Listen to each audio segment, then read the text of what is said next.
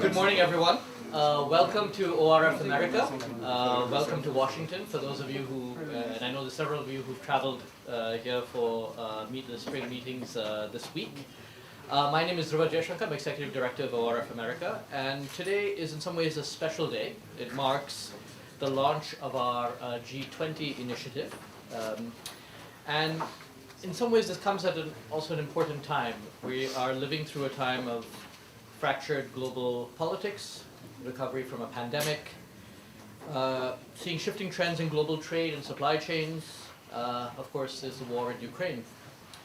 And at this time, the G20 represents an important convening body of countries representing about 80% of the global economy.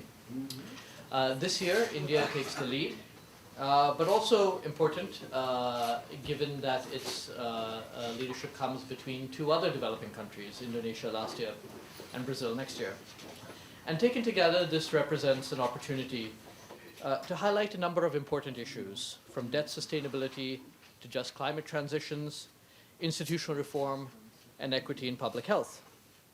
So this event today, in some ways, in partnership with the Think 20, the official engagement group of the G20, is an opportunity to raise some of these issues and widen that discussion. I want to acknowledge a few people before I introduce this morning's keynote speaker.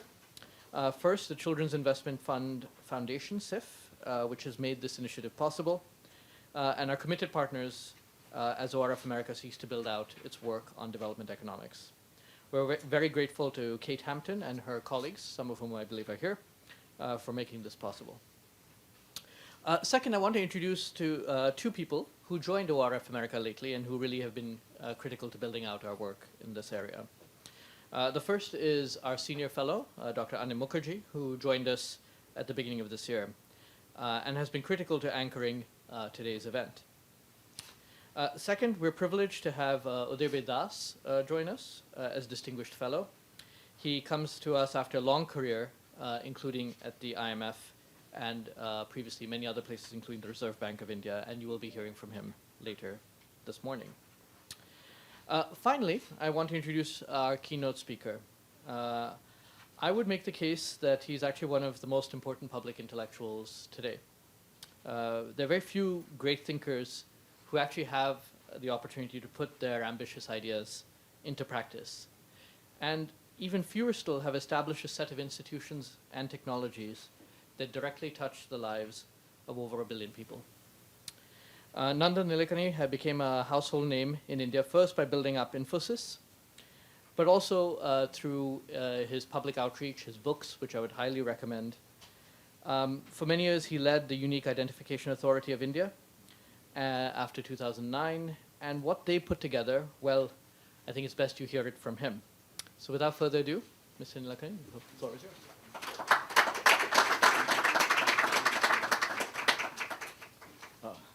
Thanks, Dhruva, and thanks to you and Anit for inviting me to this very special event by ORF America. So I thought I can't speak about climate or debt, so I'm going to speak about digitization. And I'll speak basically about a concept called digital public infrastructure and why it's so important and strategic. Now, this is a word which has gained a lot of currency in recent times, but the idea of digital public infrastructure, or DPI, is not new. When you look at the history of modern technology, the entire internet was digital public infrastructure. If you look at the history of the internet, it was set up by the US government, funded by DARPA, and for many years it was used by scientists and nerds and so on to do things. And then it got a big leap forward in 1991 when Tim Berners-Lee at CERN in Europe built the World Wide Web, or WWW, and came up with the protocols to create HTML and so on. So the first part of the internet was funded by the US government. The second part, the World Wide Web, came out of CERN, which actually is funded by most European countries. And then the next important evolution of the internet was the development of Mosaic, which was the browser built at the University of Illinois Urbana-Champaign by Mark Andreessen in 1994, again funded by the National Science Foundation. So up till 1994, the internet was entirely funded by public taxpayer money in the US, and therefore it was an example of digital public infrastructure. Then, of course, Mr. Andreessen went to US, joined hands with James Clark, and set up Netscape. And the rest is history because that's when the rise of the private internet began. And internet, Netscape, then Microsoft responded with Explorer, then Amazon came, Google came, and so on. So fundamentally, we have to think of the first few decades of the internet as public infrastructure. And that public infrastructure was designed on well-established protocols and APIs or programming interfaces. So you had HTTP, HTML, SMTP for email, and so on. So the two requirements that were met by 1994, one was the fact that there was already an existing network, and the second was standard protocols. And after that, private innovation began in a huge way. And so you saw the rise of all these great companies on top of this infrastructure. So when you think about it, there was digital infrastructure at population scale, there was a set of APIs and protocols, and then there was market innovators who led on that. The same thing happened with the GPS. The GPS was an investment made by the US government, initially for tracking targets for precision accuracy. And then in the year 2000, one of the last acts of President Clinton was to put GPS in the public domain so that any private or commercial user could use GPS. And then again, so GPS was again a public infrastructure paid for by the taxpayer on which you had APIs and then released for commercial use in the year 2000. And then that led again to maps. Maps led to car hailing. So again, on top of GPS, there was a whole set of innovations which were done by private companies. So the concept of digital public infrastructure is essentially, digital investment. Investment either by the state or enabled by the state to create some kind of common infrastructure that can be used by everybody. Then on top of that, layering protocols and other things that allow them to be interoperable and be used by many applications, and then creating an infrastructure of private innovation that builds on top of that. So it's not a new idea. Now, what we have done in India has essentially been built on this same idea, but extended forward into what we think is the needs of a more modern era. Now, we know that the digital intensity of our societies has gone up dramatically. We saw that in the pandemic, where we were all cooped up at home and we were getting our entertainment on our electronic devices. We were talking to our friends on electronic devices. We were ordering goods on electronic devices. We're getting our food on our electronic devices, and so on and so forth. So fundamentally, digital intensity of our society has gone up, and all of you who will probably take furtive glances at your smartphones know that very well. Now, if that is so, one school of thought could be to say, look, everything is going fine, and markets are doing well. There's so much innovation, so let it continue, and it should, because markets are very important. But at the same time, when you look at if digital intensity of a society is going to be so high, then I think we need to think in terms of what is the public policy, what is the technology, what is the institutional arrangements, what is the governance of technology in this new world, in a way that it creates a larger value or larger benefit. In other words, how do we ensure that technology reaches everybody? How does the whole population get access to technology? How do we ensure that it creates a market level playing field that allows innovation to flourish? How do we make sure that it's cheap and low cost so that cost is not a barrier of entry?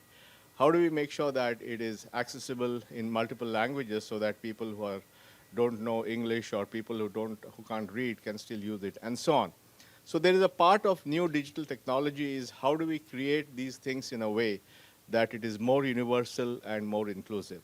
And that's really what DPI is all about. How do we do that?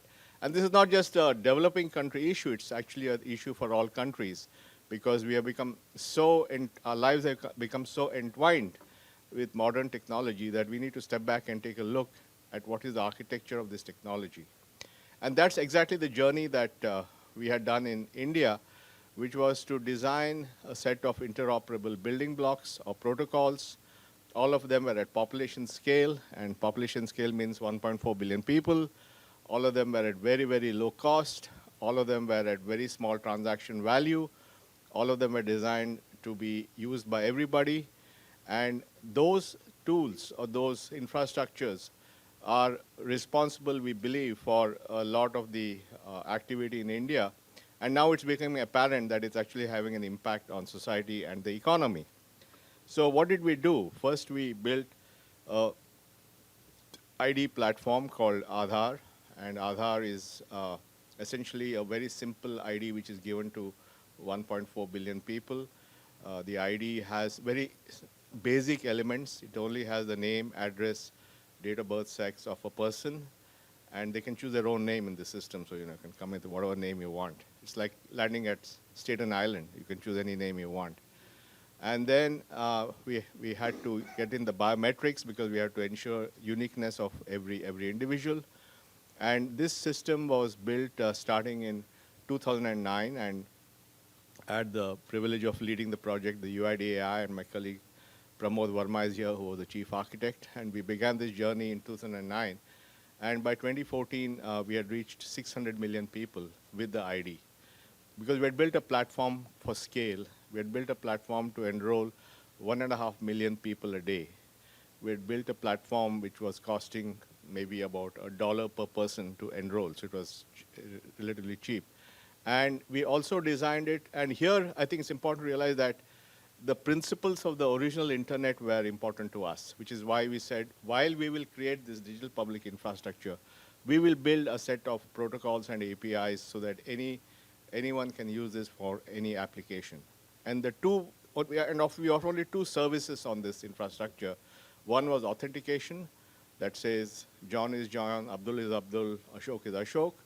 And the second was electronic KYC, or electronic know your customer, which is something that you need to do when you need to open a bank account or get a mobile connection. So there were two very simple services on top of this ID, but they were made available as APIs, and they were made available at population scale. Today, this Aadhaar system has 1.3 billion people in it, and the usage is something like 80 million authentications a day. In other words, every day, 80 million times, somebody is using this authentication for verification of the ID for some purpose or the other. And it has maybe 5 to 10 million electronic KYCs a day, which means every day somebody somewhere is using it 5 to 10 million times to open a bank account or get a mobile connection. So this is a very good example of building it exactly in the original model of. The difference was that when the internet evolved, it didn't evolve because there was a premeditated plan to make it happen like that. It was a series of things which happened, which finally led to the explosion of innovation post-95. In the case of the Indian infrastructure, because we had the advantage of being able to look back and see what had happened in the US and elsewhere, we actually could take a view and say, look, there's a construct here which actually has a strategic value.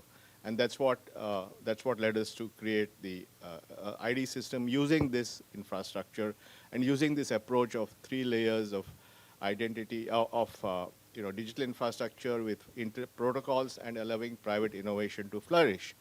Now, how did private innovation flourish on Aadhaar? First, let me explain how public innovation flourished, because what Aadhaar did was essentially reduce the cost of onboarding a customer into a financial system or a mobile system. Because earlier, to open a bank account, it would take several days or weeks because people had to verify your identity. And in a country where many hundreds of millions of people didn't have any ID whatsoever, people actually were excluded from getting bank accounts.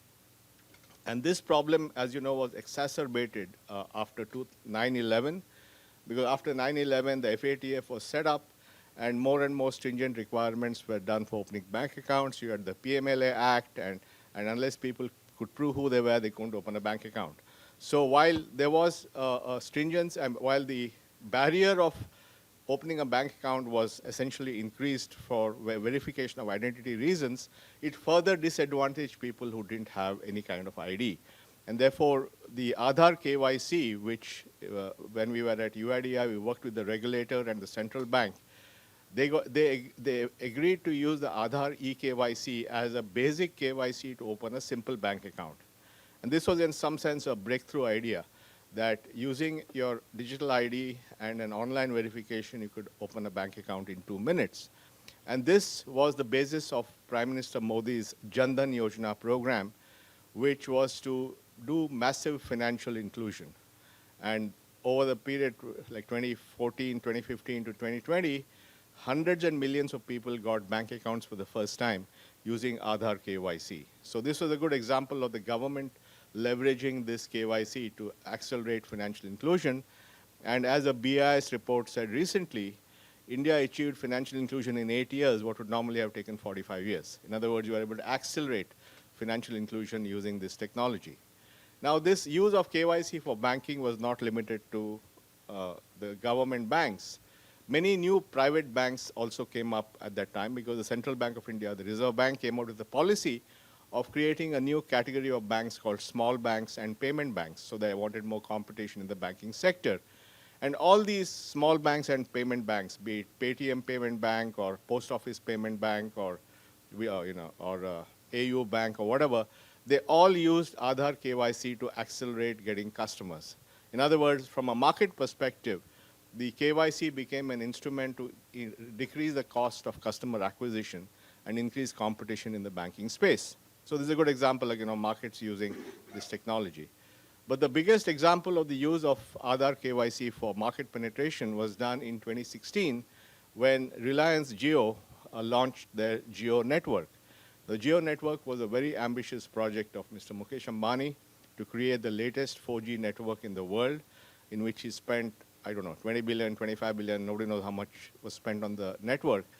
But they wanted to launch this modern network, and they also wanted to do customer acquisition very quickly and ramp up the customer base. And they set themselves, because they always set themselves large goals, they set themselves the goal of achieving 100 million customers in 6 months. They wanted to get 100 million new customers in 6 months. Now, till that time, electronic KYC was not really popular in the mobile industry.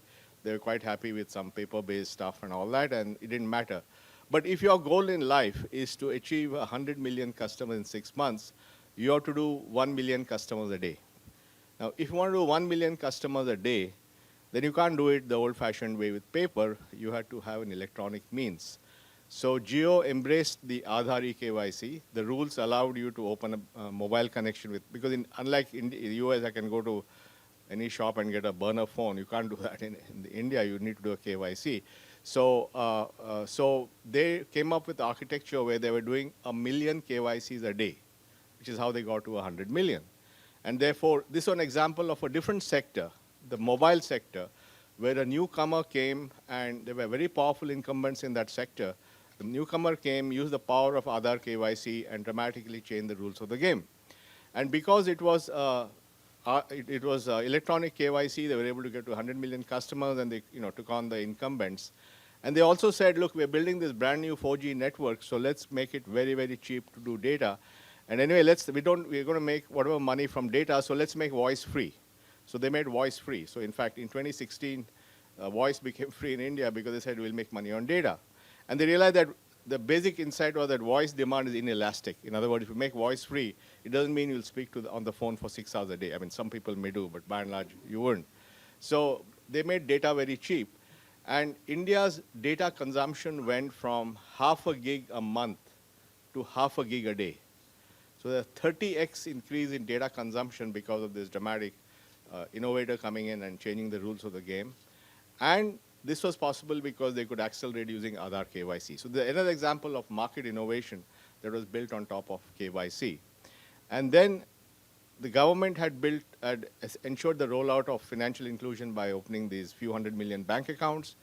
Then what was the purpose of that? One, of course, was financial inclusion, but it was also to simplify the distribution of cash benefits to millions of vulnerable Indians. And therefore, the Aadhaar KYC opened the bank account. Because the bank account was opened with Aadhaar, the bank account had the Aadhaar number in it. And now the Aadhaar number could be used as a digital address to send money to. And therefore, using this, India builds the world's largest cash transfer program.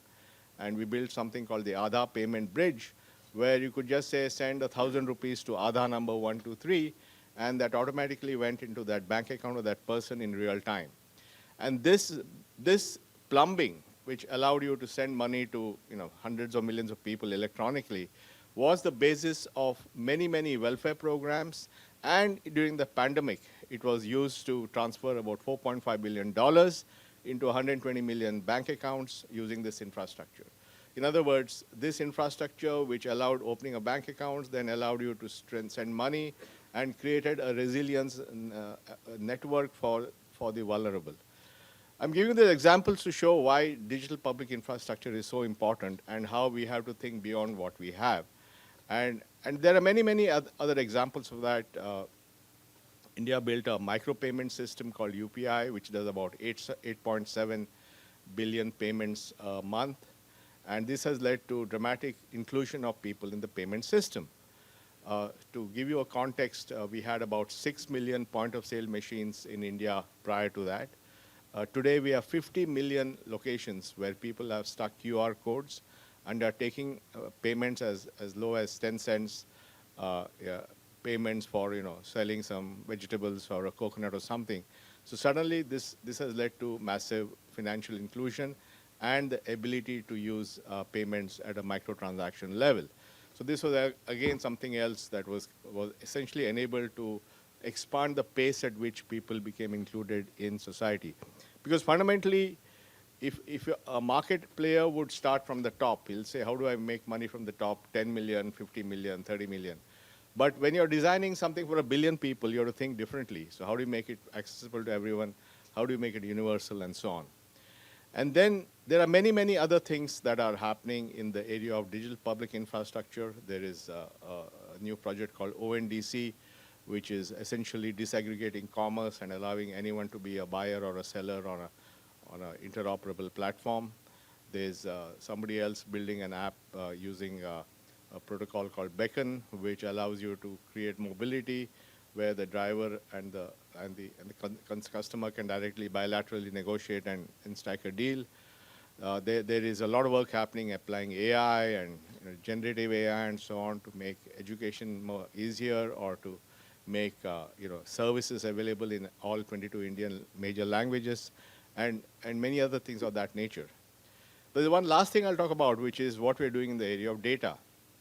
So fundamentally, I think what we have seen with data is that data accumulates or concentrates either in companies or in governments. And that's the nature of data, that if you roll out something, then there's going to be a digital exhaust from those activities, and invariably that exhaust aggregates somewhere.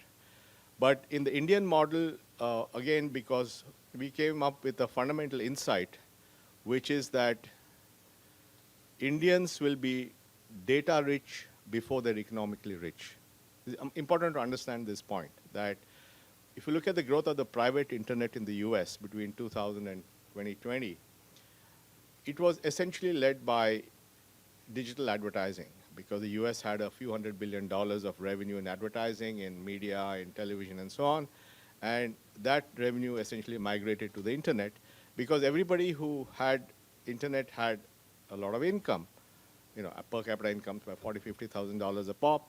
And therefore, it made sense to use the data that you had on the internet to make sure that the advertising was targeted towards you.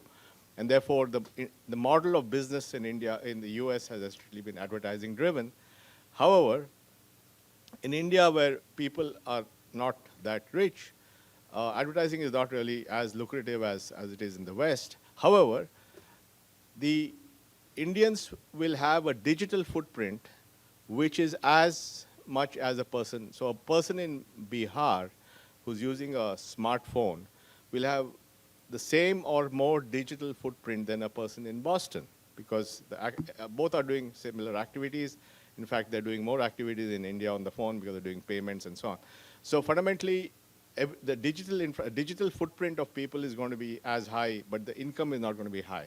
And therefore, can we flip this around and say, if data is going to be, can data become the new collateral for people to improve their lives? In other words, if I'm anyway going to create a digital exhaust of my life, can I use that data myself to get access to credit, get access to healthcare, to get access to jobs, to get access to skills.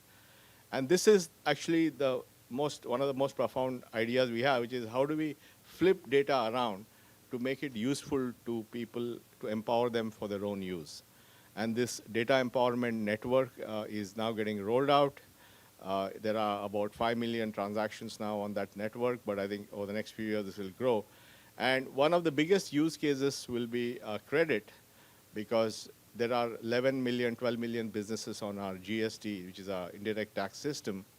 All of them are generating tax returns, and they're filing the invoice details with the GST, because when you have a value-added tax system, the only way you can get your input tax credit is by filing invoices.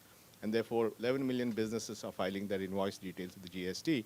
But if you flip that around and make that invoice details accessible to a lender, and it's certified by the government that these invoices are actually real invoices, then that becomes information collateral, which then the lender can use to give you a loan. And suddenly, 11 million businesses potentially can start getting loans with the power of that information collateral. So this is another big idea which is getting rolled out, and this will lead to the growth of MSME growth, lending, and so on.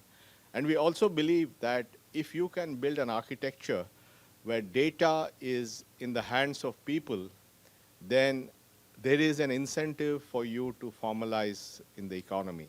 Because this is a big challenge around the world. How do we bring a whole informal economy into the formal system? Because if we get them in the formal system, they can contribute, they can pay taxes, your tax base goes up, all that stuff. But there's no reason, if I'm outside the formal system, why should I join the formal system? If it's going to mean a lot of bureaucracy to get into the formal system, and on top of that they're going to hit me with taxes, it's not worth it. However, if you can figure out a way for people to use their own data, now suddenly you have the incentive to join the system. Because if I'm a small business, I can either remain outside the system and remain small because I don't have access to credit, my funding comes from my own savings, or from my family, or from a money lender, so I can't really scale my business. But if I join the formal system, and the formal system is able to certify that this is my business volume, both on the buying side with invoices and on the selling side with digital payments, then I'll have access to commercial credit from the formal financial system at much better terms than informal credit. And this is, we think, sufficient incentive for someone to join the formal system. So the way to think about it is that actually this digital infrastructure is also creating the path of formalizing a society and making people part of the economy. So net-net, my point is that digital public infrastructure is strategic. It's important for countries to think about it. It's not a new idea. The original internet was based on that idea. It's something which will help in economic growth. It's something that will help in making societies more equitable. It's something that will help in increasing taxes and therefore the economic strength and vitality of a country. It's something which will help in making sure that the benefit programs are much more efficient and targeted. So there's a whole host of macroeconomic and social benefits from digital public infrastructure. So I think it's an idea whose time has come and is here to stay. Thank you very much.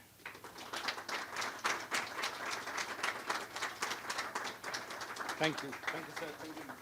It's always a pleasure, and always I learn something new.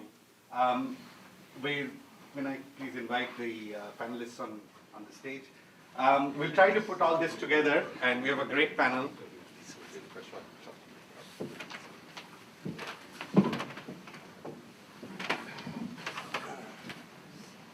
It might seem that we come from different parts of the government and private sector, but there is one thread running through everyone, is that they have been intimately connected with multilateral development banks. And if you read through their bios, you will find some lines there saying somebody was a vice minister in charge of MDBs, somebody who is a minister, vice minister in charge, somebody who has been in the lead specialist, and Scott, whose writings on the World Bank and MDBs are read probably more than anybody else's in this town. So welcome everyone, thank you. I'll do a formal introduction quick, but when I call on the speakers, Hiba, first of all, you are the Vice President of the Policy Center for Digital Economy of MasterCard. So I have to come to you first, right? What are your thoughts? What did you hear from Mr. Nilekani's speech? And how do you bring it all together in an MDB kind of framework? No, of course I share what you said, Anit, that every time I hear you speak, I learn something new. And I remember the first time I heard you speak, it was in the atrium at the World Bank. And it was a big reveal when the bank was revealing the moonshot. And it was fascinating just to listen to that. It was early days, and it was fascinating to listen to that experience. Since then, the digital public infrastructure agenda has moved quite a bit and attracted a lot more supporters and excited a lot of intellectual discussion. And within the multilateral system, also you find a lot of engagement, support, and a lot of strong minds putting their thinking and resources behind this agenda. Of course, I straddled two worlds. So I straddled the international development. That's where I spent my last 15 years before 2020. And now I'm in the private sector, so I get to see the world from a different perspective.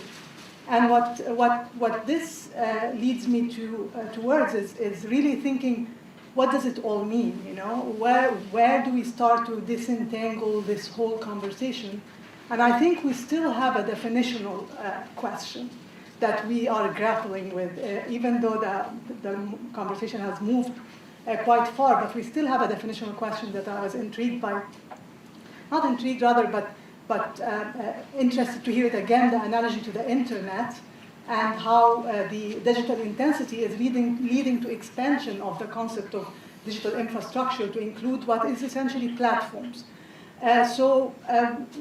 What, is it exactly the same, and do we need to ask new questions if we move towards expanding the concept of digital public infrastructure to the digital platforms? Are platforms the same like the internet? And I'm not attempting to answer these questions, because I think at this point of the debate, what we really need is just more debate, more open and critical debate. So one of the big questions that I have is the internet like the platform? And if it is exactly the same, fair enough. If it's different, then in what way is it different? And what does it really need beyond that? I'll make a list of the questions that we need to answer. So the digital public infrastructure, if we expand it to include platforms, that means we expand it really to include the concept of market in the digital economy. So if we expand it to that, the questions we need to have are, how are we going to shift our thinking from what we know as the standard market discipline, standard market governance, to public governance of what is essentially a market? How do we make that transition, and what new roles of market discipline do we need to introduce? We also need to start thinking about the question of level playing field, in that market. And it's a question that we grapple with whether we're talking about digital public infrastructure or otherwise. But then again, because we've shifted the concept, so how do we achieve that level playing field in this new model, or relatively new model, or expanded model? There are other sets of questions relating to financing, which is incredibly challenging, because it's one thing to finance upfront cost, but then there are so many elements to financing beyond the upfront cost, like operational cost, and big chunk of that is cybersecurity costs, managing privacy and consent. These are all entail costs. Now sitting at MasterCard, I understand what all of that means. Which brings me a little bit back to the MDB. So there is a big push within the multilateral development in support, or at least examination of the concept of a digital public infrastructure as an instrument of digital transformation. But when you look at the World Bank, for example, projects in that space, I'm a lawyer by training. I tend to look at things from a governance perspective. When I try to unpack these projects and look for the governance agenda that is supporting the digital transformation project within the World Bank, I find that the World Bank is still short on that side. A governance agenda for a digital economy, especially a digital economy that is using a public approach to digital transformation. So I'll stop here. But I think what I leave you with is that it's a strategic idea. It's an important idea precisely because it challenges all of us. but it is also an idea that requires all the minds in this room and in many other rooms around the spring meetings to unpack it and to debate it and really understand where to take it forward, how to shape it going forward, especially beyond the context of India, Brazil, and other big countries, to the context of such diverse economic and ecosystem configurations in many countries around the world.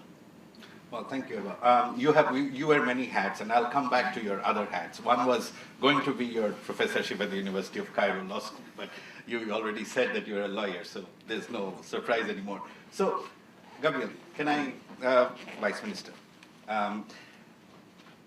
Eva said that we need to rethink, and you very conveniently wrote a piece in El País 2 weeks ago.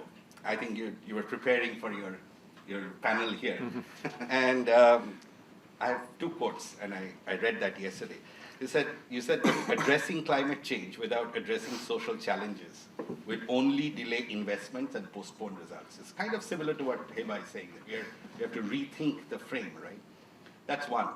That was your first one. But within that, there was something more interesting, which said green policies could be social, while social policies could also be green. That's deep. I have to admit that I wrote the article, and it could invite me to the Observer. So really, thank you for the invitation. Now, we're trying to make the case, and I have to really accept that probably my opinion is completely biased toward Mexico and toward a middle-income country. Because we were reflecting 4 years ago that as a country, middle income with market access, we are always paying a premium when we want to raise money in the markets. Independently, if we want to take advantage of the multilateral financing, multilateral financing balance sheets are limited. So in terms of our financial requirements, we do need to tap the markets. Eventually, we are working on 3 most liquid markets, the US dollar, euros, and samurai markets, and we have a well-developed local market in Mexican-denominated pesos. So thinking about closing the financial gap to tackle climate change, and at the same time as a middle-income country to tackle all these social gaps that we're facing as a Latin American country, practically we don't have enough money. So we can either green or budget, or we can try to make more greener or make more sustainable or public finance approaches or financial approaches in the markets. And that's one of the definitions that we were trying to make sense in the multilateral agencies and development agendas, because all emerging countries and all middle-income countries either will depend on multilateral financing or will depend on how to raise money in these specific markets. So what we were trying to say is that, well, we don't want to pay that premium when it relates to climate change. Since climate change is a global challenge, everyone is affected. For middle-income countries or emerging markets, this will be more expensive. And I guess that's one of the major calls that, for example, Treasurer Yellen is doing. If we're going to tackle climate change, let's provide them the cheapest financing option. And that changed a lot the way at least the World Bank works today, because the World Bank either provides zero-rate financing for ILA countries or positive interest rate for middle-income countries, and they divide by income level. So probably what we should be trying to do is let's provide the lowest financing for climate change, independently of the income country, and that creates a lot of polemic into the MDBs. Before my previous life, before joining the Ministry of Finance, I used to work at the World Bank, and I had to accept that when you are working on social issues, well, you try to seek eventually like a secondary or like a collateral effect on climate change. And if you're working on climate change, you're trying to find ways to bring some social issues, but you don't actually compute the cross effects between social and environmental policies. So if we think on financial inclusion, probably, we all need to do these investments, and we don't have enough resources for climate change, neither for all the other investments. Eventually, governments need to take care in the short term for specific needs. Most of them are related to inequality. And we are failing as governments, and probably as globally, we're failing in incorporating the long-term cost of climate change in the decisions that we're taking in the short term, because we need to address poverty or inequality. And in that sense, is that we think that we should be trying to identify this cross effect between social and environmental policies. Otherwise, we are always taking care of something else instead of taking care of climate change. And there's another reasons that the most vulnerable population is more exposed to climate change and effects, etc. But taking on from the public policy decisions, we just need to start thinking about how green policies can also incorporate social policies or to address both things at the same time. And that's one of the reasons we are calling, or we do endorse the call of the US Treasury. When they're thinking about changing the MDBs mission and bringing resilience, we were also talking about bringing sustainability in the mission. Right now, if we take the example of the World Bank, they are thinking about, there are two specific objectives, shared prosperity and poverty. Well, maybe we should bring sustainability or resilience, as the US Treasury is calling. And that makes a lot of sense for us because it will completely change the way the MDBs should be tackling at least global challenges in which all people is being affected. And so that's one of the reasons we wrote this article in El País. And let me just finish my intervention making a reflection about financial inclusion. For us, this is a social dimension, a social gap that we need to address. Mexico is still lagging a lot from actually including all people in the financial system. And it is important for us to, in terms of productivity or competitiveness, and also in terms of equality. So we were trying to think that on our sustainability approach, we should be incorporating these social dimensions. And that's one of the reasons when we are talking about sustainability, we're talking about the gender gap or the financial inclusion gap. And there are a lot of spaces like this in which people is asking me, why are you talking about social gaps when you're talking about environmental? Well, because they have effects. And if we don't tackle them together, we will postpone investments. So let me close with this because a long time ago, 30 years ago, we started to talk about climate change, and that was the environmental. And the first E of the ESG, and then we start talking about social issues, and then incorporate a big S on the ESG. And now we're talking about governance, but we're not talking about digitalization. So probably, as we like to put more letters on the ESG, it's easy to think that there is going to be an ESG plus D or something like that, because D is really it's related to digitalization, to competitiveness, but also to closing social gaps. And also there are some specific climate change projects that are related to digitalization, or then can have a spillovers or externalities in the economy. So I will close there, but really thank you for Follow-up question: is it easier to be a consultant or in the World Bank advising governments, or running a government? I'm not sure. They're different. You know the answer? You know the answer. Your answer now. Scott, I'll come to you, Claudia, but Scott, your former student at Georgetown, he did well, I'm sure, in his class. Your reflections, and also on what Gabriel said in his substantive comment. But I read your recent blog, and to his point about all these, the way that the World Bank has to approach different kind of issues, right? The ESG. You wrote in your latest blog that the reform of the World Bank is in the eyes of the beholder, not just how it's going, but even what it is. So you have 3 or 4 sets of eyes here. What are we beholding? You are the only American in this. Well, thank you.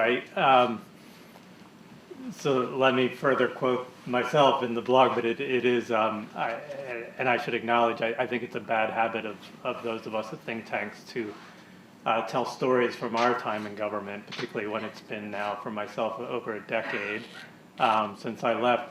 But when it comes to where we are around the World Bank in particular, but the MDBs in general right now, the convenings this week, the amount of hype and discussion around it, I come back to this conversation I had when I was newly in charge of this portfolio of issues in the US Treasury, and I went to visit with the CFO at one of the MDBs, and presented him with our 10-point plan for reform of his institution and how we intended to go about it. And he sort of smiled, and he finally said, after listening patiently, you know, you Americans are always talking about MDB reform year after year.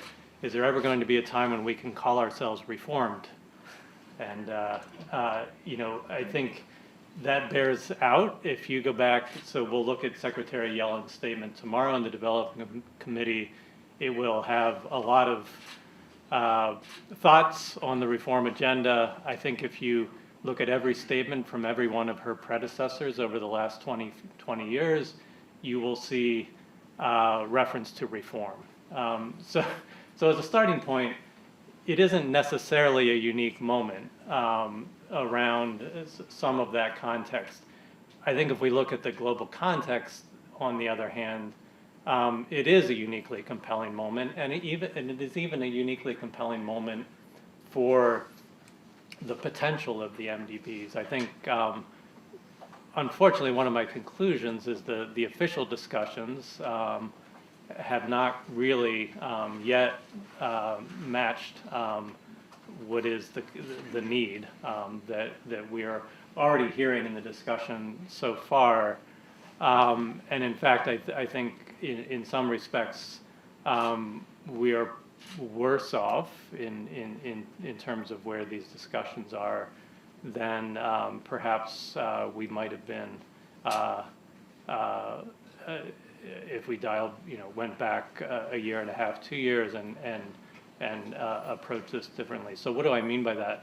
I think if we think about a reform agenda for the MDBs, I think we start with sort of, in principle, pointing to two things that these institutions bring. They bring finance, and I think that's unambiguous, and they bring knowledge, and I think that's perhaps more contestable as a point. And I think, you know, so one area of disappointment, frankly, is how little that piece of the agenda is being positioned or acted upon. I think it certainly is to some degree in the rhetoric, but there really so far isn't a real agenda around the non-financing aspects of what these institutions do and what needs to change about that. There's been a focus on the mission statement, and I will accept that that plays a role in all of this, but there's a lot more to fill in following any adjustment to the mission statement, and we simply haven't seen that articulated. What we have seen is that reform has really been squarely defined around financing issues, and I think that's where I have been fairly critical in my own judgment, but I don't think I'm at all alone. And I think the reality is there has been significant backlash to the thrust of the agenda as it has been articulated so far, particularly at the World Bank. And here, I think we can sum it up in two ways. I think this agenda, number one, has largely been motivated by the interest of, let's call them the G7 countries, in finally beginning to deliver on pledges they made around climate finance some number of years ago and really have struggled to make good on. Somewhere along the way, they realized that this set of institutions are very promising vehicles for delivering their climate finance. So I think that really was a motivation. And I think within that was a sense that they needed two things, and Gabriel already alluded to these. A higher volume of financing overall. There should be more on offer from the MDBs to client governments, including the middle-income countries. And number two, that financing should be made more attractive than it is, and this was a key point of yours, is that particularly when it comes to middle-income countries, while the financing by some measures is attractive, perhaps it does not provide the best incentives for certain types of investment, and climate, again, is sort of top of the list. So against those two measures, higher volumes, better, more attractive financing terms, where are we? Well, we're pretty much nowhere. If we look at the outcomes that are expected this week, there's really nothing on offer to make terms more attractive for middle-income countries. There are sort of ideas but even the ideas have not fully been crystallized or adopted, let alone funded, and that's a key problem to confront. And on the financing volumes, how do we at least make an overall increase in the financing on offer, even if we don't make the terms more attractive? Well, what we're seeing are a set of exceedingly modest proposals that will increase the level of financing on the margins. And I think there are very real, some of the failures in the process have led us to this moment. I think the big one is that those same countries that have provided the impetus for reform have been much more reluctant to step up with real money to back the reform. And they attach themselves to an agenda. It comes under different names around capital adequacy reform, balance sheet leveraging. But there's sort of a thread through all of it of a sense that there's unexploited actions to be taken that more or less generates free money or additional money that is just sitting there waiting to be better utilized with existing capital. The reality of that is, again, at the margin, there's some truth, and you can pursue some of these things, but to do any of these measures at scale implies some costs being borne somewhere in the system, and mostly it would be borne by the borrowing countries themselves in higher loan charges, which, by the way, is the opposite of the other goal, which is more attractive loan charges. And I'll pause with this, but just as I think an excellent example of the problem. So one of the items on the list of things to pursue, short of the shareholders putting in new money, fresh money, is the utilization of so-called hybrid capital as an alternative to the core capital model of the bank. Well, in fleshing out this proposal, World Bank staff indicates that to raise funds through this channel implies an increase in borrowing costs of 250 to 300 basis points for the bank. As a result, they've tagged it for perhaps $1 billion in additional resources for the institution. That's a pretty small number, $1 billion on, say, $30 billion of annual lending at the IBRD. The reason it's small is that if they did this at any kind of scale, it would imply a very large increase in borrowing costs for countries like Mexico. And that wasn't supposed to be part of the bargain. So, it gives us some flavor of the challenges here that can be resolved, I think, at the end of the day, if the leading shareholders and the non-borrowers as a group are more willing to offer more to bridge some of these gaps between the rhetoric that they're providing and the reality of the measures that they've been willing to embrace so far. The last thing I will say that is more optimistic is that I think one of the faults of all of these dynamics is that the discussions have been far too diffuse and sort of there's no center of gravity around it. You have key shareholders, the U.S., Germany, sort of staking out a particular agenda. You have others staking out different positions, even among the wealthy countries, let alone the diversity of views of developing countries. You really need a leader, and what we would expect that typically to be the head of the institution, the president of the bank. We're going to have a new leader soon. I think the next president of the bank will have some kind of mandate. I think he has been well received so far as a candidate. So it does seem to me that the tenor of the discussions and some of the dynamics are almost certainly going to shift a bit in the months ahead, and I think that can only be for the better. Thank you, Scott. I'll come back to the debt in the next round, but let me turn to Claudia. Claudia, yesterday you were saying that you were last here in 2015, and you're saying how the city has changed. But what has changed in this talk about MDBs and raising money and for developing countries, and what has not changed? Thank you, Anit, for the invitation. It was a lovely keynote speech. Nice to be here. I was back here in 2015 for, I think it was an IDB meeting. We had been at the General Assembly in Busan when we approved what is called now the IDB Invest. Brazil was presiding the assembly. And at that point, we had a more positive, optimistic outlook of the world order. We had come from 2010 increase, a reform of the IDB, IMF, and the World Bank IMF that had increased Beijing capital, I think, for $85 billion.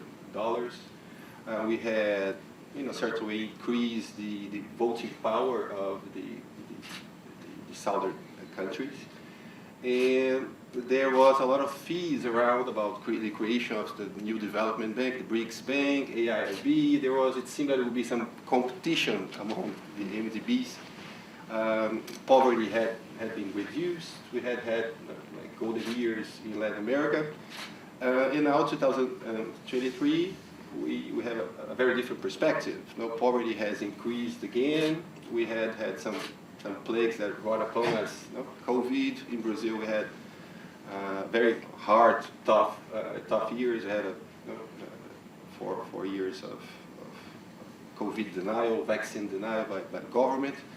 And now we have a war in Ukraine and a new proposal of MDB reform that tackles all issues that have not been resolved since the foundation of the World Bank. Remember that Harry Dexter White was against a large paid-in capital and was only under European pressure that had this model with more paid-in and less, in a balance between paid-in and some capital market and capital. And the frustration with this model led to the creation of the IDB. Under Brazilian pressure, there was a lot of political turmoil in Latin America back in the 50s that led to the creation of IDB. Exactly tried to create a new model with more money on the table. And IDB reached some limits.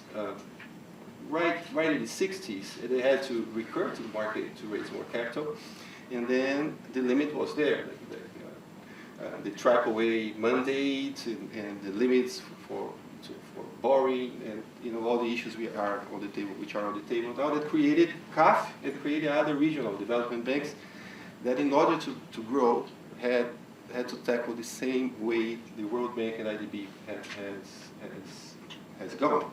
So we still have the same old problems, unresolved problems, and it seems that the result seems to be frustrating, as Scott has led in this very interesting piece that I read these days ago. But what's new on the table, I think, is a very progressive perspective by the part of the U.S. government. I think Janet Yellen's piece is very surprising from a Brazilian perspective. Well, she says that we need more money, and we need to tackle climate change. I think this is the novelty.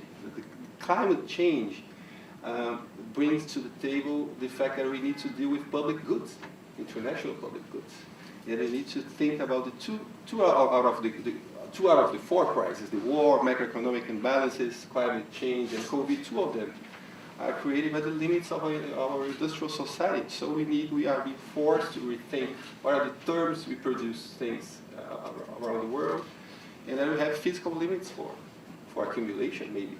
So MDBs may need to think in different terms in the future as the entire global society will be forced to think about it.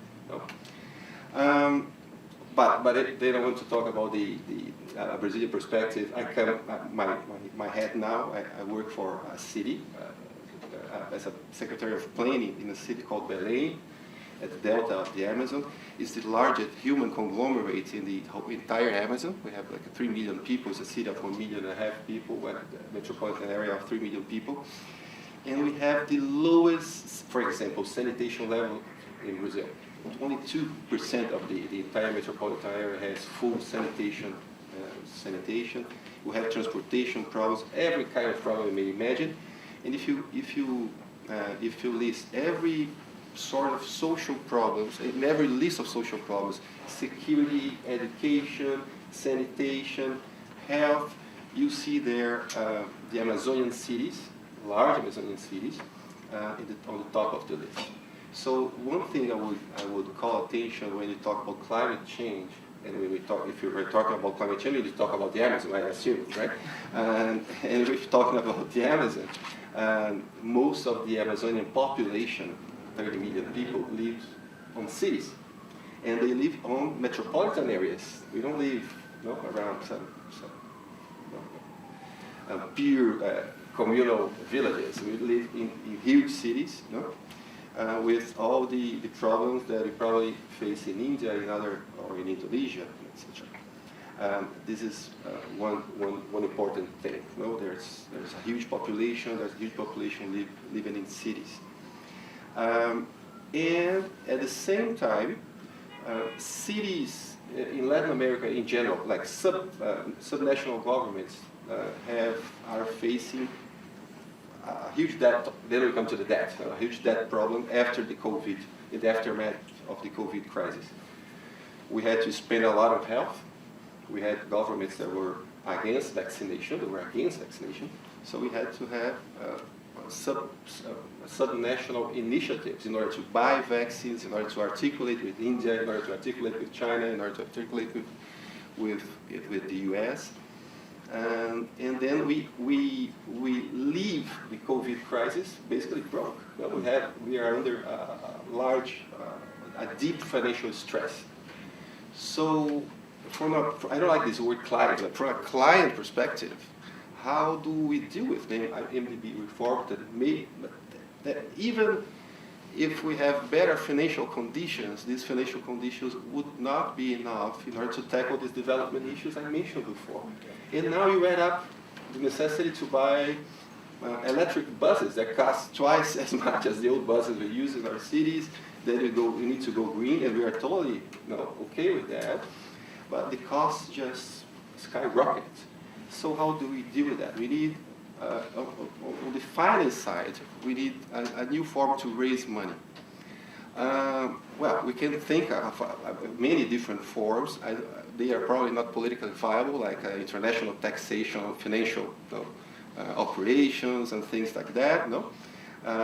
That could bring new money into these platforms that are global, and then we need to feed non-reimbursable money into like subnational governments. But on the knowledge part, on what we expect, not only on the finance part, but from the World Bank and other, we need a different perspective, what we call conditionalities. We're not talking about macro conditionalities. I think the IMF and the World Bank are easier on macro conditionality these days. Okay? And Janet Yellen's piece is quite remarkable on this point. But I'm talking about the micro conditionalities. The micro conditionalities related to the form of the loans. I'll give you two examples. I've spoken too much in order to conclude. On what regards to the Amazon, there are two current myths being built at this exact moment. That deforestation is caused by poverty. Someone somewhere ran a regression and reached the conclusion that deforestation and poverty are correlated, and then reached the conclusion that poverty causes deforestation, which is totally wrong. But when you look at deforestation, see agribusiness, which is modern agriculture that's adding value to land, and then create under social conditions of the Amazon creates deforestation. So it's like the soy market, China, etc., puts pressure on forests. How do you deal with that? If the intellectual mindset is wrong from the start, of course, this is my opinion. I'm not supposed to win this conversation. I'm married to a city politician, so imagine in my house, I normally lose. So I don't have the intention to win this conversation here. And secondly, the notion that in order to develop areas like that, you need to modernize agriculture. I think the intellectual mindset of the World Bank, of the MDBs, need to dialogue more, not with locals, not to seem like parochial, but with the territory, like social relations in a constituted space. learn from there, learn from social technology, for current practice and other things. So you need to foster so you can build a real sustainable development. Thank you. I want to keep enough time for Q&A. So I'll do a quick fire round and then we'll turn over. And if anybody has questions on this, please do raise your hands. But Hiba, taking off from Claudio, it's a perfect segue. So a lot of time in your career, you advise governments on improving investment climate. So how about improving investment climate for climate investment for Claudio? How would you advise him to do that? That's a tall order. I mean, I haven't done that. It's a for quick while. fire round, so you have to have three issues.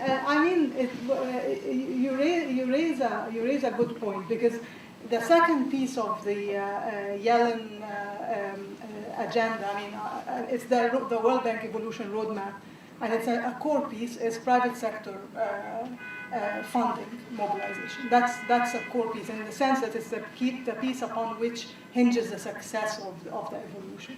And Scott talked about blended finance, and the World Bank has been grappling with this for a very long time, and other development finance institutions. So it's not new. Even when I read the board paper about the evolution roadmap, I mean, I could see a lot of the things that have been tackled before.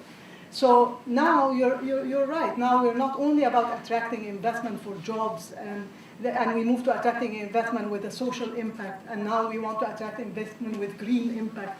So I think the core remains the same. Private capital needs certain risk-return formula to be able to make the investment decision. So the issue will hinge on how can you bring the risk to a level where the private sector can assume it and run forward with it.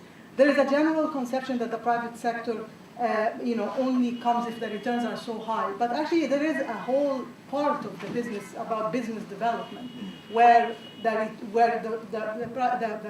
well-run company would invest towards future returns. And I think the development agenda will have to play on that segment of the business mindset, but still that will not avoid the governance agenda, the investment climate agenda, the risk mitigation tools that will be available to bring the risk to a level where the private capital can take it and grow, not go under by taking on the risk, so that it can continue to invest and have commercial and economic sustainability for the benefit of either social jobs or climate, because the social and the jobs will continue to be important. I mean, as you say, in addition to the now very important agenda item, which is the green agenda. So social is green, green is social. Then I turn it over to you. So Mexico, Brazil, Egypt, India, we kind of have some idea of how to manage these complex instruments. So green bond is not the easiest thing to manage from a public finance perspective, right? We both met in Jamaica when you were advising their government on how to manage their PFM system. Now, suppose the World Bank tells you that come back again and start advising countries and build the capacity for what Hiba is saying or Claudio is saying about climate investment. What do you see? Where do you start? Well, that's a very hard question, because I have the opportunity to work. My first mission, and I was recalling with that, my first mission at the World Bank was in Jamaica, and my last mission was in Jamaica. And it was just a coincidence. But in the middle, I have the opportunity to work with several countries, Mongolia, Portugal. All the countries have different institutional capabilities, but also different scales. And I do remember discussing with the Jamaican officials about how to improve management, public financial management, also the treasury and the debt management as well. It's very difficult when the country depends on multilateral financing. They don't have market access, or they don't have local development markets, local financial markets. And that kind of creates a lot of restrictions that when they are adopted to the institutional settings, it's really difficult to create innovations or in the public policy interventions. So I don't know how to recommend, actually, because I was talking I spent 6 years working with Jamaica and with other countries, and I guess there is a role of the multilateral development banks because there are countries that won't have the scales or don't want, or they require more time to develop certain, I would say, elements such as a local debt market. Having said that, in the very short term, obviously working on governance, on improving capacities is very important. But it's not an easy question. I have to accept that I'm not planning to go back to the World Bank soon. I hope I can finish the administration. But that makes you reflect about exactly what should be the flexibility that you need to address specific challenges in different countries that from the MDB's perspective sometimes are just like taking like unique solutions. And as Scott Murray said, there's a lot of things to do and actually to tackle all this with a flexible approach. And I guess at some point, to be really honest, and I was part of that, sometimes the MDBs fall short on that. No, That's very honest, and thank you for that assessment. I sensed some of frustration that was on the dinner table. Now, when I was a consultant, it is very easy to blame the government. Now I'm in the government, I'm being blamed for not doing it. Well, you're among friends here, Scott. So we talked a little bit, remember when Sri Lanka was happening, we talked a little bit about this new debt crisis. Is there something new really, and how the MDBs are managing the debt crisis? If you could talk a little bit more about the power of the regionals, coming to the fore, something that you mentioned, very interesting. Yeah, I think what's challenging about for the MDBs to play a meaningful role in helping countries manage what are sort of rising debt strains. In some ways, it's a very traditional role for the MDBs. I think what's challenging is that is where this, what we want in a big push on climate is we can describe these things as win-win and mutually reinforcing, but in some ways these agendas are colliding a bit, certainly when it comes to the financing side. So I think it's important to recognize when it comes to countries facing debt problems, whether they're in distress or high risk of debt distress, when it comes to the MDBs, we expect them to be helpers, to act countercyclically, to step in with additional financing as other sources of financing are retreating. And when it comes to the low-income countries in particular, not just more financing, but much better terms. So for the poorest countries, when they are at high risk of debt distress, the World Bank says we're going to stop lending to you and simply give you grants in the same volume. Well, if you are a bank and you decide your business model is going to shift from loans to grants, you're no longer a bank, you're a charity. And this is an element of what the MDBs do.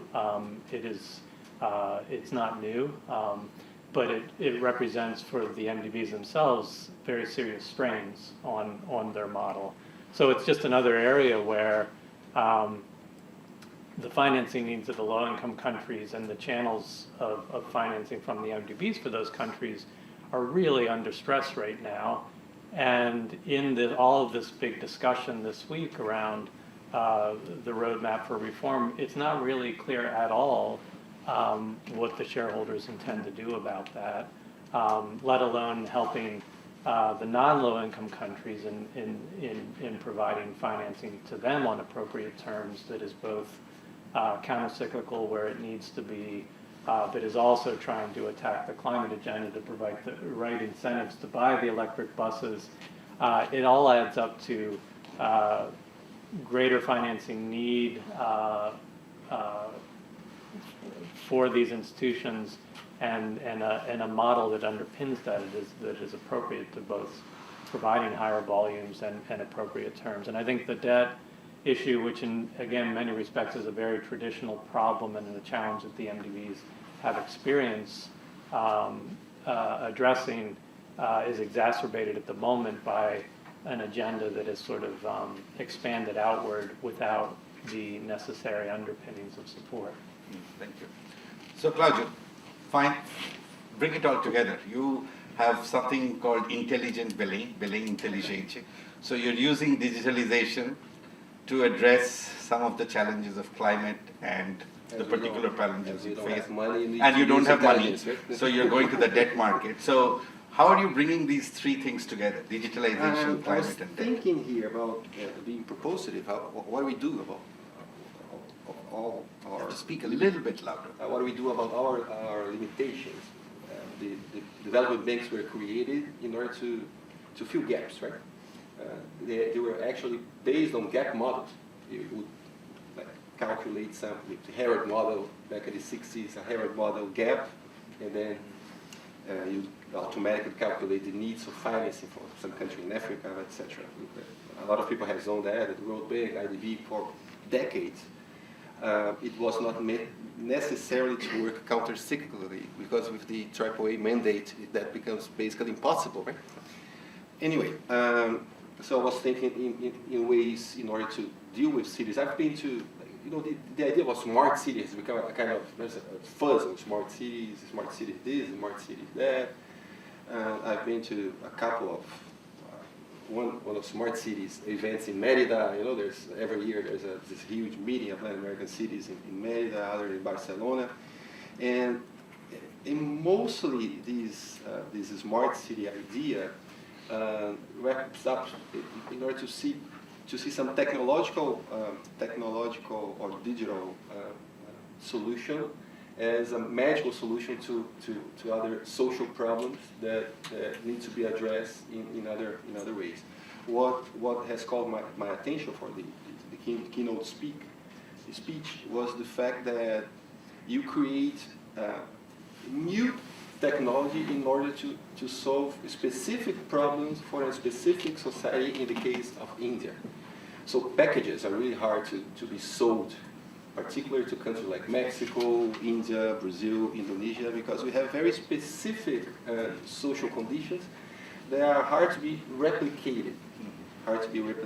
So one thing MDBs could do, there's a long story in Brazil. Back in the 90s, in the beginning of the 20th century, we have created the backbone of our digital infrastructure, for research purposes, connecting the main metropolitan cities.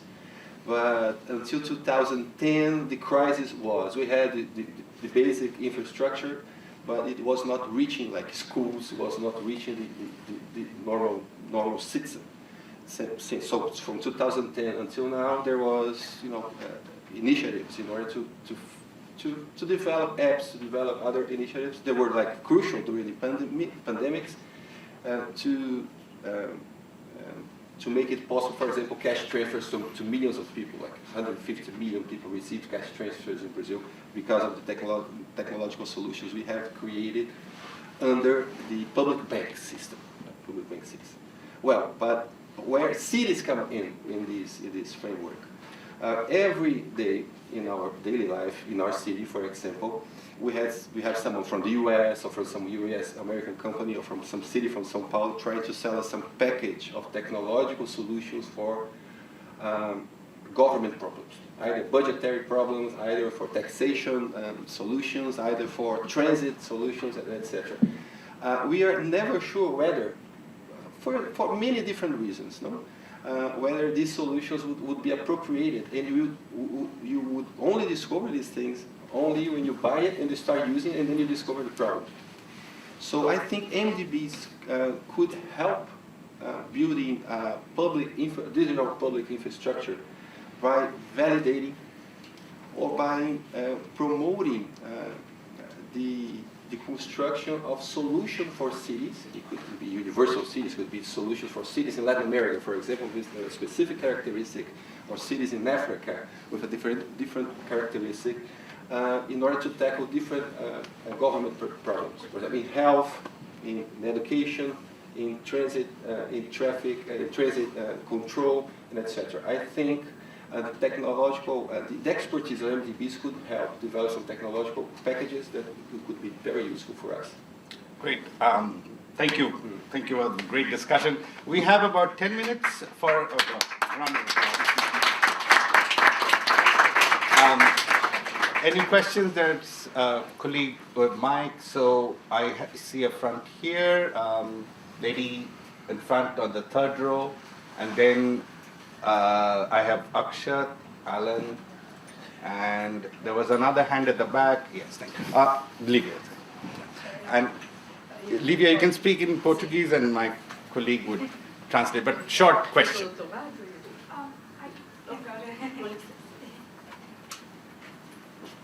Queres falar?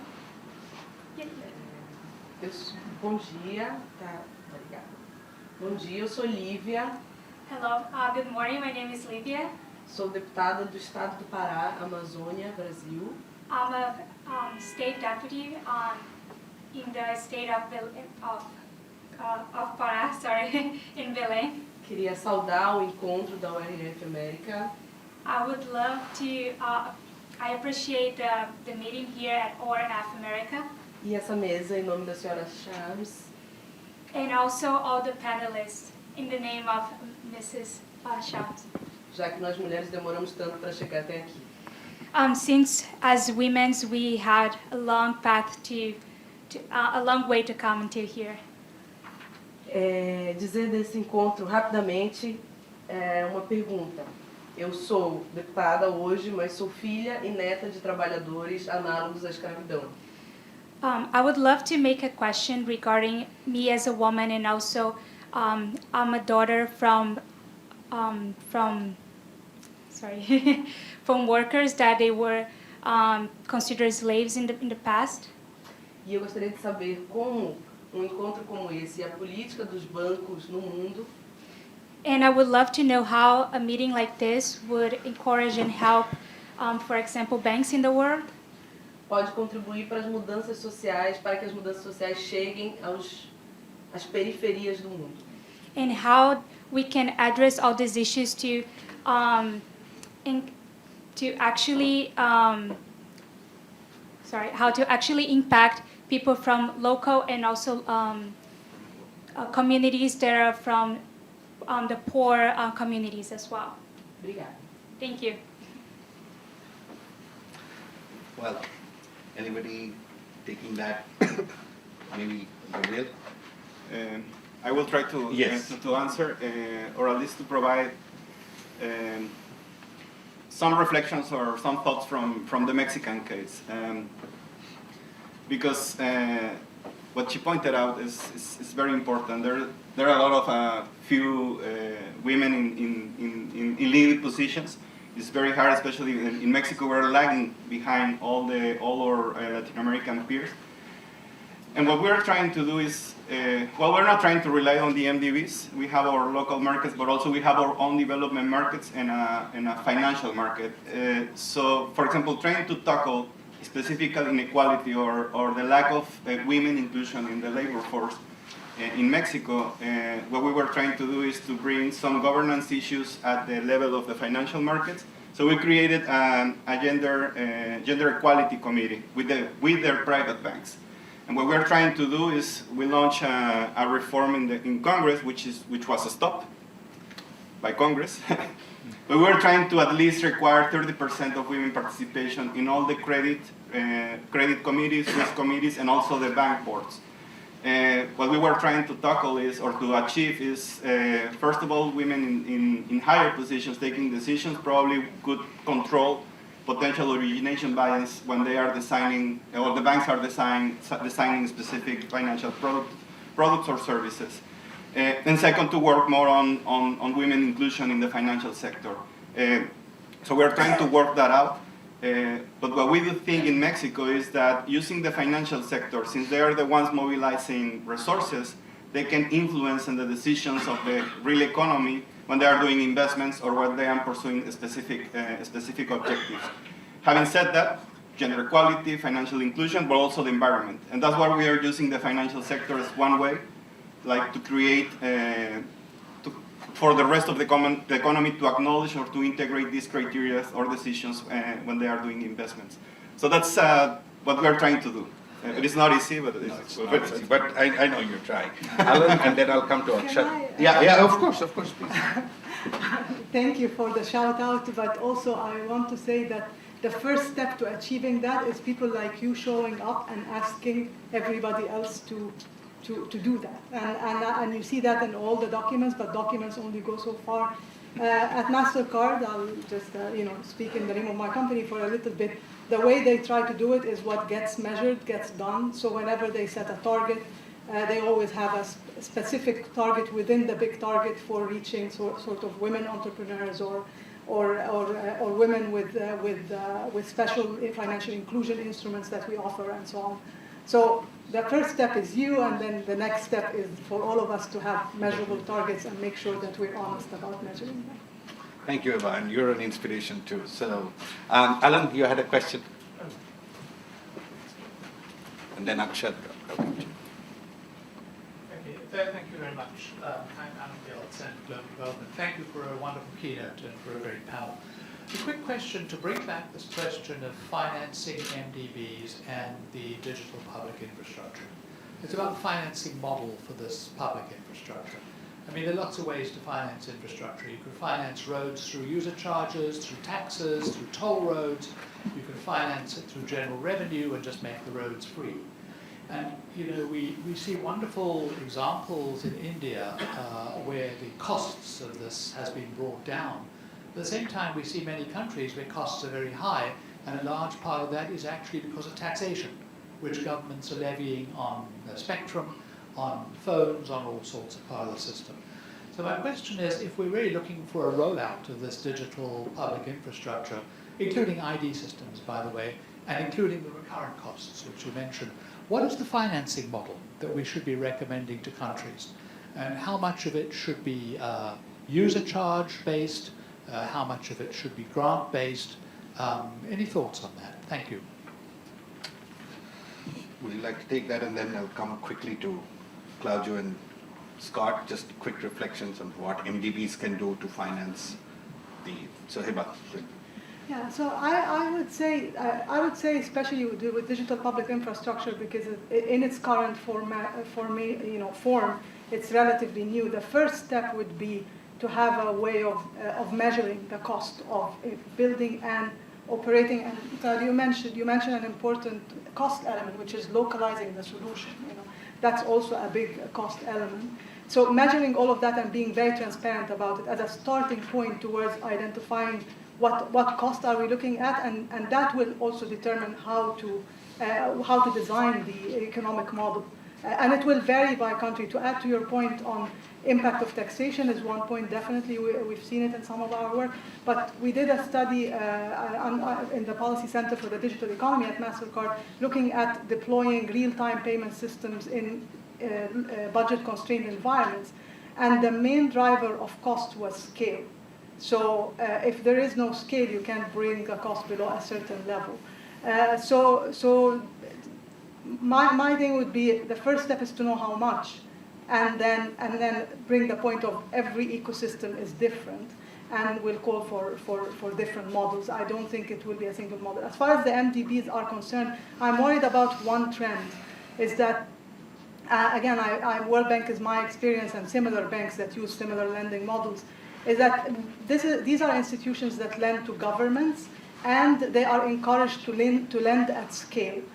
So that creates an institutional bias in favor of models of development, in this case digital development, that involve lending to government for large projects. That will potentially create a bias in favor of publicly financed, publicly operated models of digital transformation that may not be optimal for certain markets. I'll stop here. I mean, it's a big debate. Quick reflections, and then I think I'm mindful of everybody's time. So, Claudio. If we think about infrastructure in general, what have we done? For the backbone of it, it's not only public investment. If you think about some roads or something, we have learned about the internet infrastructure in India a few hours ago. So it seems that there's a core of public investment that we cannot get out of it because it's basically not profitable at the beginning. So you need to create some scale in order to create the basic infrastructure. In every ecosystem, you need to think about the different alternatives. And the ideal one, of course, would be to raise some private capital in order to finance these alternatives, but it's not always the case. So maybe the gospel of PPPs and in our cases, some PPPs become more expensive for the public treasury, for treasury, for public budget, than basically spending out 100% of treasury. So it's a complicated question. I had a complicated answer, but basically need to diversify and keep searching for alternatives. Scott, last word. Yeah, I can't improve upon those comments. Just very quickly to say that, I mean, this is a set of issues that deserve more attention in this higher level agenda around financing instruments, what's appropriate, what isn't. I think Secretary Yellen usefully teed it up by a broad framing around public goods, but it deserves a lot more scrutiny in the details, and particularly when it comes to the private sector arms of these institutions, exactly what is the model. So. Thank you. I'm sorry we would not be able to continue this because I'm mindful of everybody's time, and I invite our distinguished senior fellow, Dr. Udevi Asaran, to just the final remarks, and thank you. Thanks to everyone. So I don't know how much time I have, but let me just say that the last hour and a half has been like being in a marketplace of frustrations, dilemmas, expectations, and a lot of case studies of things which have worked. But there was a loud call from all of you that we need some type of action. Some type of action. We're still not clear about what that is. But before I come down to 3 points that I want to make, let me reach out to my colleague from Brazil. You prompted me to recollect a study done by the World Bank a few years back on social inclusion. And I think it put it in very nice terms that what the world needs to know is to ask and understand better who is excluded, why is that exclusion, how and why. There is no global mapping, and there is no national level mapping at all of those who are socially excluded. So there is something that has been on the table, but there's a lot of rhetoric, there's a lot of word speaking, but frankly you don't see much that has gone down at the level of action. And there is a belief that it's not that last 70 years of development has not had an impact. In many countries, there is what one could call first generation communities that have developed from knowledge, from learning, from money. And probably these are the ones who should be brought into the front line in locations like yours so that they could then become the agents of change, rather than think that everything will have to be done out of Washington with money and knowledge. Imagine combining this first generation communities with Nandan's thing on digital and technology. That might be a more lethal way to bring about the change and transformation that you're talking about. A second quick one, which didn't come up at all, was the climate and debt interaction. And I do want to put a way to sort of for all of us to think, because there's been a lot of discussion on money and funding, that I've always looked at debt and climate dynamic as a stock and a flow problem. The debt is the stock. The climate change that is coming in is more the flow. And quite frankly, I don't see how any policymaker or any technology can ever overlay a brand new plumbing network on top of sewage and filth and the stock of garbage that has accumulated over time, which is debt. So there will be an issue of sequencing, which no one is taking on right now, that should space be provided on the debt stock, clean it up, and then get on to all the reforms that we are complaining about, the frustrations. And I think that issue, Scott, I know you will agree that this is not something that has got mainstream yet in the whole discussion about just give money to MDBs for climate. But the problem is, I just don't see, at least in 50 countries, about 1.3 billion people on this planet Earth, where you can think of putting any additional dollar without trying to do the cleanup of debt. So I just wanted to put those two things. And very quickly, mindful of the time, if policymakers were to construct an anxiety index today, think of one, there doesn't exist any. I just cooked up one this morning. What elements will it have?